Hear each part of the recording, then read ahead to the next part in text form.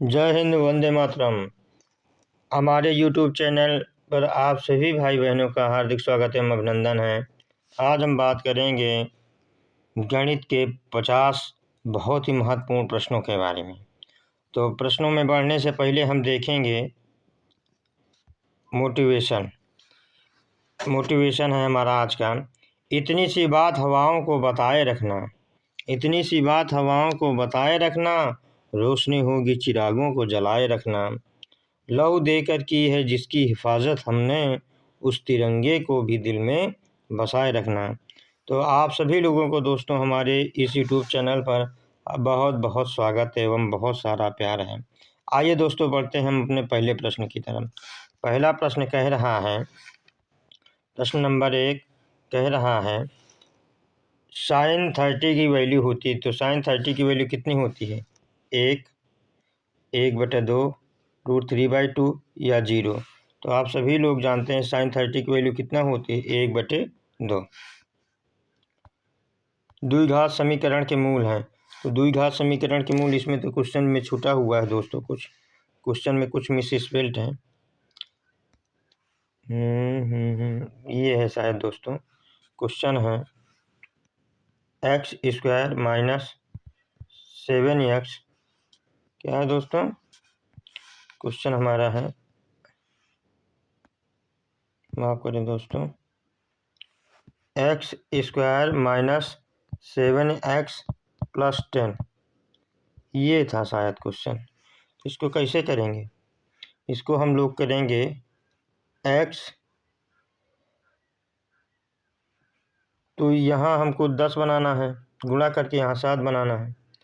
तो यहाँ माइनस है और 5 प्लस में 2, बगल में x लिखें, फिर आप लोग लिखें 10, बराबर में 0 भी दिखाना है।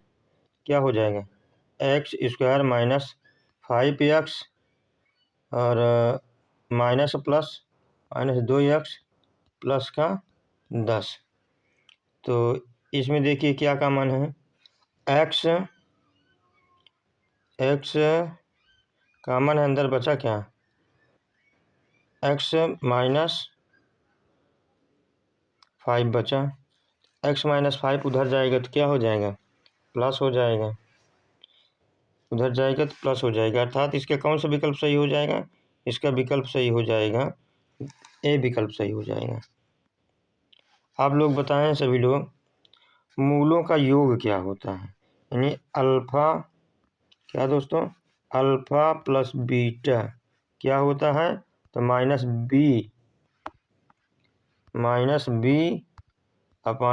होता है। एक क्वेश्चन आप सभी लोग और बताएं, मूलों का गुणनफल क्या होता है? यानी अल्फा गुणे बीटा, ये क्या होता है? तो c/a होता है। आइए दोस्तों बढ़ते हैं।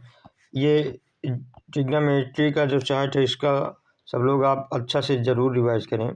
अगला प्रश्न कह रहा है त्रिभुज के सभी कोण, क्या कह रहा? त्रिभुज के सभी कोण बराबर होंगे या होते हैं तो वह क्या कहलाता है? तो वह क्या कहलाता है? वह समबाहु त्रिभुज कहलाता है। अगला प्रश्न है, यदि दो संख्याओं का HCF कितना है? यदि दो संख्याओं का HCF 8 तथा LCM 96 है तो उनका गुणनफल क्या होगा? तो सीधी सी बात है दोस्तों, 8 × 96 कर दीजिए। 8 × 48, 8 × 9 72 और 4 76, अर्थात इसका कौन सा विकल्प सही हो जाएगा? बी विकल्प सही हो जाएगा। आप सभी लोग जानते होंगे, यहाँ से क्वेश्चन पूछा जाता है फर्स्ट गुणे सेकेंड, यानी पहली संख्या गुणे दूसरी संख्या बराबर किसके होता है? LCM गुणे HCF के। किसके? HCF के। अगला प्रश्न है, कह रहा समांतर श्रेणी का 10वां पद ज्ञात करने के लिए सूत्र बताइए। कौन सा पद ज्ञात करने के लिए? 10वां पद। तो हम सभी लोग जानते हैं 10वां पद ज्ञात करने के लिए कैसे ज्ञात कर सकते हैं? बी विकल्प इसका सही हो जाएगा, a + an - 1d। इसको हम लोग ऐसे भी ज्ञात कर सकते हैं, a + 9d से। 10वां पद, जो भी पद ज्ञात करना हो दोस्तों, उसको डिफरेंस में एक कम कर दीजिए। 10वां पद ज्ञात करना है तो नो डिफरेंस। अगला, त्रिभुज का क्षेत्रफल क्या होता है? तो त्रिभुज का क्षेत्रफल क्या होता है? त्रिभुज का क्षेत्रफल क्या होगा दोस्तों? त्रिभुज का क्षेत्रफल, इसमें बी विकल्प सही हो जाएगा, 1/2 BH, बेस और हाइपोटेनियस। अगला प्रश्न, यदि दो त्रिभुज समरूप हैं तो उनके संगत कोण क्या होंगे? तो उनके संगत कोण बराबर होंगे। क्या होंगे दोस्तों? बराबर। आप लोगों ने देखा होगा समरूपता कसौटी में ये वाला प्रश्न। अगला प्रश्न है, प्रायिकता का अधिकतम मान होता है। तो प्रायिकता का मान हमेशा किसके किसके बीच होता है? 0 से लेकर 1 के बीच होता है। तो अधिकतम मान कितना हो सकता है? अधिकतम मान 1 हो सकता है। आइए दोस्तों अगला प्रश्न देखते हैं। एक घन का आयतन होता है। तो घन का आयतन क्या होता है? घन का आयतन होता है AQ। बताइए घन का CSA क्या होता है? घन का CSA क्या है? वक्र पृष्ठ का एरिया, यानी वक्र पृष्ठ का क्षेत्रफल होता है 4A²। और घन का संपूर्ण पृष्ठ क्या होता है? घन का संपूर्ण पृष्ठ, घन का यानी total surface area, TSA, total surface area. संपूर्ण पृष्ठ होता है 6A²। और कर्व सरफेस एरिया यानी हम कह सकते हैं कि वक्र पृष्ठ क्या होता है? 4A²। पढ़ते हैं दोस्तों, ये किसका फार्मूला है? ये फार्मूला है गोले का क्षेत्रफल। किसका क्षेत्रफल? गोले का क्षेत्रफल। किसका? गोले का आयतन, सॉरी दोस्तों, आयतन 3D आकृति है ना, आयतन। ये किसका है? ये है वर्ग का क्षेत्रफल, वर्ग का क्षेत्रफल। बढ़ते हैं दोस्तों अगले क्वेश्चन में। रेखीय समीकरण का ग्राफ होता है। तो रेखीय समीकरण का ग्राफ कैसे होगा दोस्तों? हमेशा सीधी रेखा में होता है। कैसे होता है? सीधी रेखा में। वक्र रेखा में होने का कोई सवाल ही नहीं। वृत्त में होगा तो रेखीय समीकरण क्यों होगा? त्रिभुज नहीं भी होगा। अगला प्रश्न कह रहा है, त्रिभुज के कोणों का योग होता है। तो त्रिभुज के कोणों का योग कितना होता है दोस्तों? आप सभी जानते हैं, 180। अगला प्रश्न, दो वृत्तों की त्रिज्याएं 2:3 हो तो उनके क्षेत्रफलों का अनुपात क्या होगा? उनके क्षेत्रफल क्या होंगे? तो आप सभी लोग जानते हैं कि वृत्त का क्षेत्रफल क्या होता है? πr² होता है। तो पाई से पाई कट जाएगा, केवल आर ही तो बचेगा। अर्थात हम कह सकते हैं 2 को वर्ग कर दो अनुपात 3 को वर्ग कर दो, तो 2 दूना 4, 3 त्रिकाएँ 9, तो 4 अनुपाते कितना हो जाएगा? 4:9। बी विकल्प इसका सही हो जाएगा। यदि बेलन की ऊंचाई 2 गुना हो जाए तो आयतन पर क्या प्रभाव पड़ेगा? तो बेलन का आयतन क्या होता है? बेलन का आयतन होता है, बेलन का आयतन बराबर πr² एच होता है। तो एच बढ़ेगा, कितना गुना बढ़ेगा? 2 गुना। तो एच ही तो बढ़ा, तो 2 गुना बढ़ा तो उसका क्षेत्रफल यानी उसका आयतन भी कितना हो जाएगा? उसका आयतन भी 2 गुना हो जाएगा। अगला प्रश्न है, दो समांतर रेखाओं को अनुप्रस्थ रेखा काटे तो बने कोण कहलाते हैं। बने कोण क्या कहलाएंगे? वैकल्पिक कहलाएंगे, संगत कहलाएंगे, या विपरीत कहलाएंगे, या सभी। तो इसके कौन सा सही जवाब हो जाएगा? डी विकल्प सही हो जाएगा दोस्तों, सभी कहलाएंगे। अगला प्रश्न है, वृत्त का क्षेत्रफल होता है। कितना आसान सवाल है दोस्तों। तो वृत्त का क्षेत्रफल कितना होता है? πr²। अब वृत्त की परिधि क्या होती है? वृत्त की परिधि है, क्या है? परिधि, वृत्त की परिधि। अगला प्रश्न है, यदि किसी पासे को फेंका जाए तो 7 आने की प्रायिकता क्या होगी? 7 आने की प्रायिकता, पासे में कितना होता है दोस्तों? 1 2 3 4 5 6, 7 आने का कोई सवाल ही नहीं है। उसकी प्रायिकता कितनी होगी? 0 हो जाएगी। अगला प्रश्न कह रहा है, त्रिभुज का सबसे बड़ा कोण किसके सामने होता है? त्रिभुज का सबसे बड़ा कोण किसके सामने होता है? त्रिभुज का सबसे बड़ा कोण किसके सामने होगा दोस्तों? बताइए। तो न्यून कोण के सामने होगा। किसके सामने होगा? सबसे छोटी भुजा के सामने, किसके सामने? सबसे छोटी भुजा के सामने। इसका ए विकल्प सही हो जाएगा दोस्तों। सॉरी दोस्तों, बड़ा पूछा था ना, ये बड़ा पूछा था, ये ध्यान नहीं दिए। बड़ा पूछा था तो इसका बड़ी हो जाएगा, बड़ी भुजा के सामने। अगला प्रश्न है, घनाभ का आयतन होता है। घनाभ का आयतन क्या होता है? घनाभ का आयतन होता है LBH। क्या होता है? LBH। बताइए, घनाभ का आयतन, ये किसका फार्मूला है?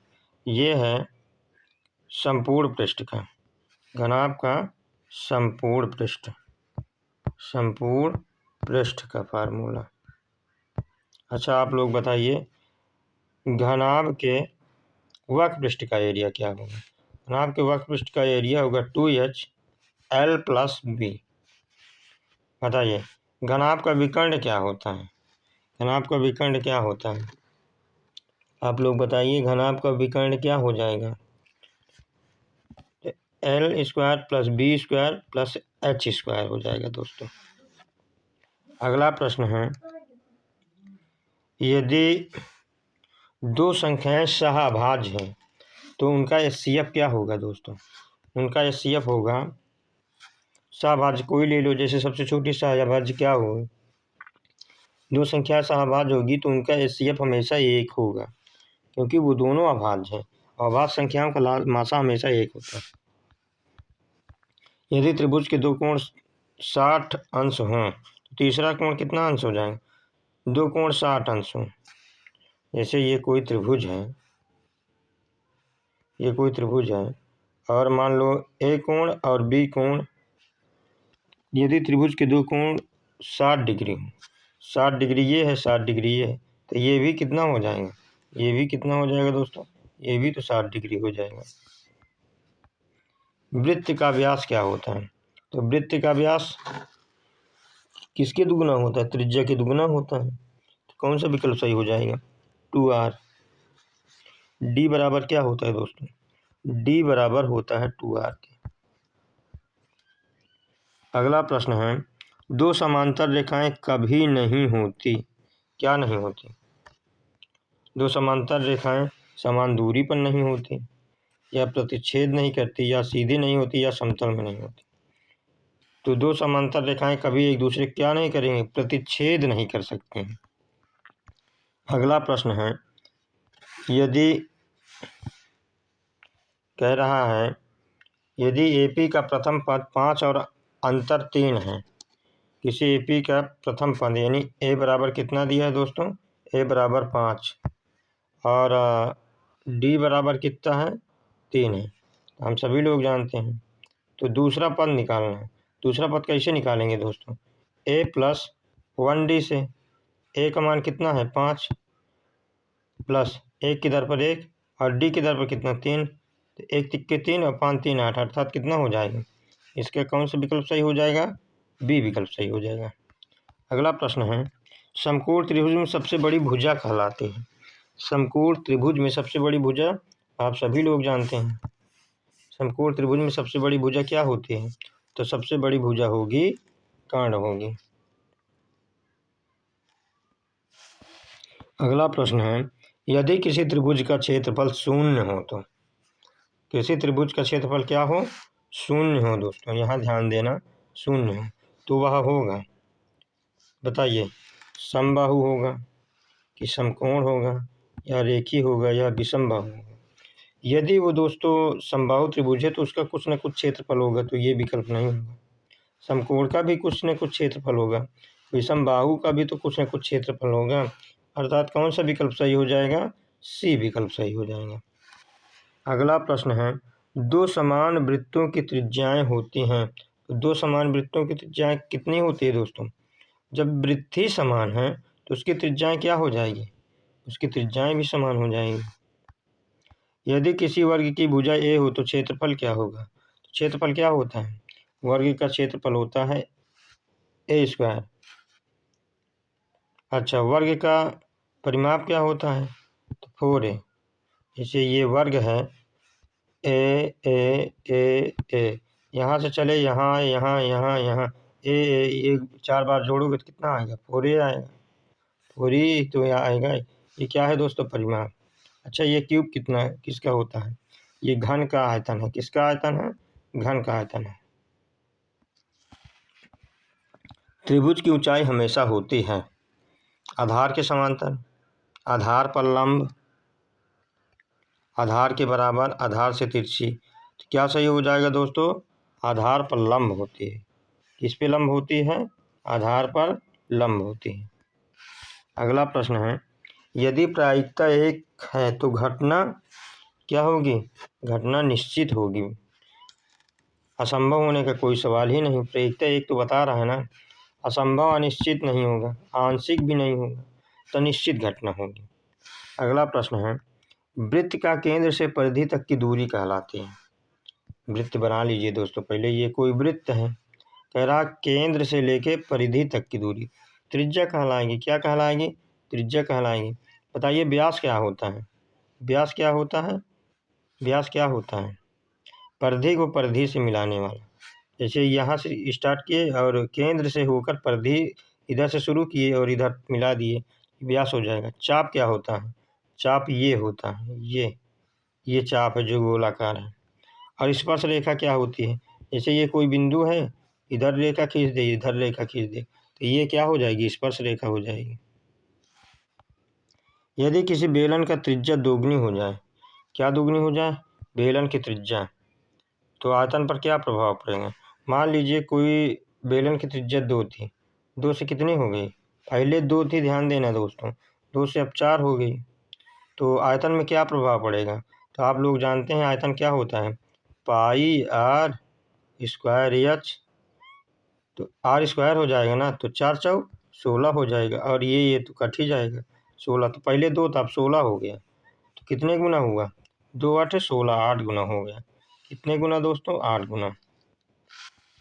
अगला प्रश्न है, त्रिभुज के तीनों भुजाएं असमान हो तो वह कहलाता है, विषम बाहु कहलाएगा। कितना आसान क्वेश्चन है दोस्तों। समद्विबाहु क्या होता है दोस्तों, समद्विबाहु वो होता है जहाँ 2 भुजाएं समान हो। कितनी भुजाएं समान हो, 2 भुजाएं समान हो, जैसे ये वाली भुजा, ये वाली भुजा समान हो। और समबाहु क्या होता है, तीनों भुजाएं समान हो, तीनों भुजाएं क्या हो, समान हो। समकोण क्या होता है, समकोण का मतलब है इसमें 90 डिग्री जरूर एक जगह बन रहा हो, वो समकोण होगा। आइए दोस्तों अगला क्वेश्चन, यदि किसी एपी का अंतर शून्य है तो सभी पद क्या होंगे। अंतर कितना है दोस्तों, शून्य ही है। जब अंतर शून्य है तो इसका मतलब है कि सभी पद क्या होंगे, सभी पद समान होंगे दोस्तों। कैसे होंगे सभी पद, सभी पद समान होंगे। अगला प्रश्न है, वृत्त की सबसे बड़ी जीवा कहलाती है। अभी तो हमने बात किया था दोस्तों, वृत्त की सबसे बड़ी जीवा क्या होती है, उसका व्यास होगा। क्या होगा, व्यास होगा। यदि 2 कोण समपूरक हो तो उनका योग कितना होता है, समपूरक कोणों का योग 180 डिग्री होता है।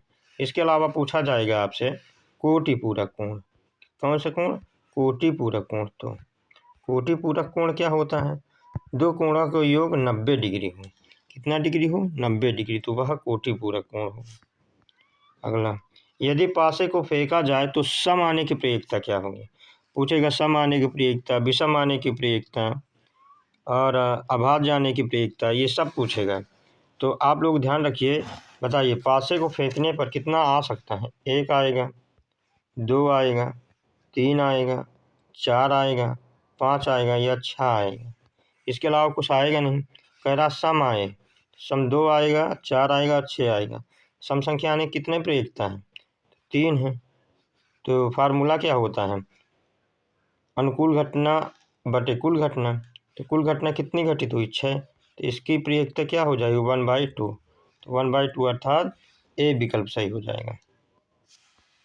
घन का कुल पृष्ठीय क्षेत्रफल क्या होता है, अभी तो बात किया था ऊपर दोस्तों हमने, 6a स्क्वायर। अगला प्रश्न है, यदि 2 रेखाएं एक ही समतल में हों तो हों और ना मिलें, समतल में हो और मिलें भी ना, तो वो क्या हो जाएगी, हमेशा समांतर रेखाएं हो जाएगी। अगला प्रश्न है, त्रिभुज की सर्वाधिक ऊंचाई होती है, त्रिभुज की सर्वाधिक ऊंचाई किस में होती है? तो न्यूनतम भुजा पर होगी। किस भुजा पर होगी दोस्तों? न्यूनतम भुजा पर होगी। अगला प्रश्न है, तो ये रहे हमारे आज के सारे सवाल। आप लोग जाते जाते कमेंट बॉक्स में बताइएगा त्रिज्यखंड का क्षेत्रफल क्या होता है। त्रिज्यखंड का क्षेत्रफल, त्रिज्यखंड का क्षेत्रफल आप लोग बताना, और साथ ही साथ बताना माध्यिका का फार्मूला, माध्यिका का सूत्र बताना। आप लोग कमेंट बॉक्स में ज़रूर बताइएगा। साथ ही साथ आप लोग ये भी बताइएगा ये हमारी क्लास कैसी लगी, और चैनल को सब्सक्राइब करिए, लाइक करिए और शेयर करना ना भूलिए। थैंक यू दोस्तों दिस क्लास वाचिंग के लिए।